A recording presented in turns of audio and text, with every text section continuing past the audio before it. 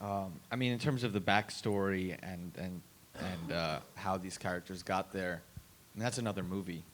We just were never interested in that. I mean, there is a short answer is she doesn't have any family members, and that's what you see is what you get. And we just weren't interested in seeing how someone arrives where they are.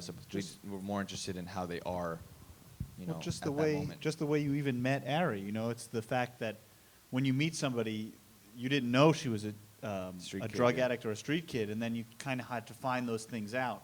And to do that in a movie, I think, is interesting because then everything is kind of suspenseful because you're finding out their flaws or their tics as you get to know them, and it's not like you kind of have a predisposed book beforehand. And I think that just makes it a little bit more exciting. Even in her writings, she didn't go into her family much. Well, even the people that she was with, she would just mention a name, like, and I would There have to, like, was flip back the and Mike forth. character. There was in the script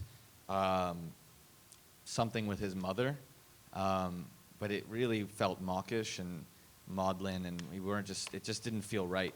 That's the short answer. And in Ariel, when she saw the film for the first time, I would show her. We shot the film, and then we had an ending written, and then we realized the ending was totally wrong, and we said, all right, we'll edit the film, and then we'll figure out what the ending is then. And it took us a little bit longer to edit the movie than we thought, and we had this deal with Ariel. She said, I'll do the movie, but I really want to get off of dope. Put me in rehab. And I was like, all right, we'll do that. But we couldn't send her to rehab and then ask her to come back and act in this world again. So she was here for like a good 4 or 5 months while we were editing. And I would show her things, meet up with her, show her on my phone or some weird scene here and there. So she didn't know the movie in its entirety until she saw the premiere at Venice. And I sat right next to her. And, it was quite surreal. I mean, because she's almost like a different person now. It's strange.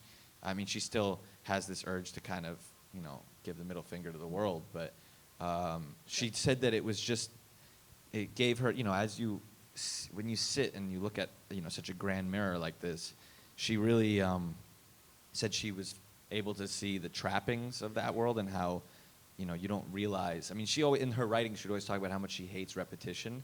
And Ronnie, myself, and Benny always found it to be so ironic because that life is the most repetitive life you can get. Addiction is the ultimate repetition, and she said she was grateful to see, Well, and as that much mirror, that reflection. As much as the movie is from her stories or point of view at times, there is that kind of third perspective that we kind of the three of us developed to look at the world and try and understand it. And I think that's what she kind of was responding to, because in the moment there was one where she's walking with Mike and Mike is telling the story, and she said afterwards that story was so different to her now than it was when it happened. And it's because she was kind of watching it from this kind of new, higher perspective, or fourth dimension, or whatever it was. But it wasn't from within, it was from above. And that's special. But it's a perspective that's drawn from your experience of working with her and the material. Yeah. Sure. Yeah. Yeah.